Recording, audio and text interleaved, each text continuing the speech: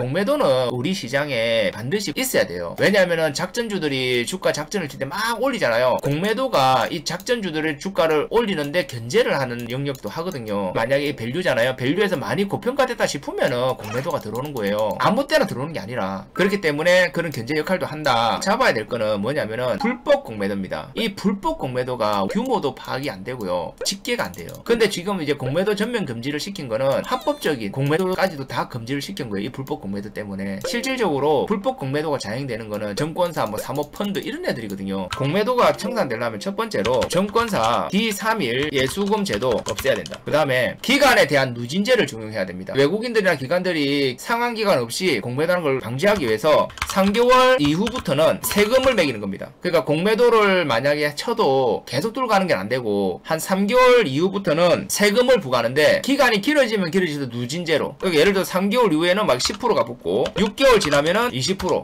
한 1년 지나면은 40% 이렇게 때려버려야 돼요. 그러면은 이 세금이 무서워가지고 공매도를 못 합니다. 못 들고 갑니다. 3개월 안에 무조건 팔겠죠. 안 그래요? 그리고 불법 공매도 원아웃 제도를 해야 돼요. 증권사하고 나발이고 바로 영업정지 또는 자격정지. 정지가 아니고요. 자격 박탈 이렇게 나가야 돼요. 이렇게만 딱 하잖아요. 그러면은 걸리면 잣대고 합법적 공매도도 누진제 적용시키면 되고 D31 없애면서 불법 공매도 없어지고 요것만 해도 불법 공매도 싹 없어집니다. 내가 봤을 때는. 불법 공매도도 없어지고 지금 기울어진 운동장 외국인 기관들의 상환기간 없는 것도 요금 해결돼요. D31 예수금 제도가 왜 불법 공매도에 온상에 되냐면은 공매도가 원래 뭐냐면은 있는 주식을 차입돼 있는 주식을 빌려서 매도하는 거예요. 그러니까 한국 예탁원에 있는 결제원에 있는 주식을 빌려서 매도하는 거거든요. 그리고 나서 다시 사서 갚는 거예요. 근데 예탁원에도 없는 주식을 아무것도 없는 주식을 일단 매도를 때리고 상환을 하는 거죠. 없는 주식이기 때문에 이게 무제한 매도가 가능해요. 그냥 1000만 주를 때리고 1000만 주를 사면 돼요. 무차익 공매도라 그래요. 이거를. 이렇게 되면은 우리가 D31 있잖아요. D31 우리가 미수 쓰는 거랑 똑같아요. 먼저 미수를 때리고 3일 안에 갚으면 되잖아요. 공매도가 딱 그렇게 하는 거예요. 100만 주를 매도 때리든 1000만 주를 매도 3일 안에만 원상복귀 시켜놓으면 포가 안 나요. 그러니까 쉽게 말하면 1000원 하던 주식을 한 3일 동안에 공매도 800원 만들어갖고 800원에다가 다시 사갖고 아무 일도 없었던 것처럼. 뭔 말인지 알겠죠? D31 제도에서 저기서 무한 공매도가 일어나는 거야. 자세히 안 보면 포가 안 나. 약간 이런 느낌으로 보시면 D31 제도가 없어야 돼요. 거기서 불법적인 게 많이 일어나요. 근데 그걸 쓰면서 이득이 난 거는 그 쓴 사람 몫이고 중요한 거는 그 쓰다가 그 물건이 망가지잖아요? 그럼 뭐가 되는지 아세요? 미수금이 돼요. 그게 이제 문제가 생기는 거예요. 겁나게 때려놓고 만약에 다시 회복을 안 하면 그거를 전부 다 증권사나 개인들이 떠안아요. 또 미수금이 돼요. 거기에서 금융시장이 무너지는 거예요. 우리가 합법적인 공매도는 업팅룰이라고 있어가지고 주식을 밑에 호가로 못 때려요. 공매도를 때릴 때 걸어놨게 돼 있어요. 밑으로 이렇게 주가에 영향을 주고 때리지도 못하고 사지도 못해요. 근데 불법 공매도는 그 다 무시해요. 왜? 어차피 불법이니까 그냥 밑으로 때려버립니다.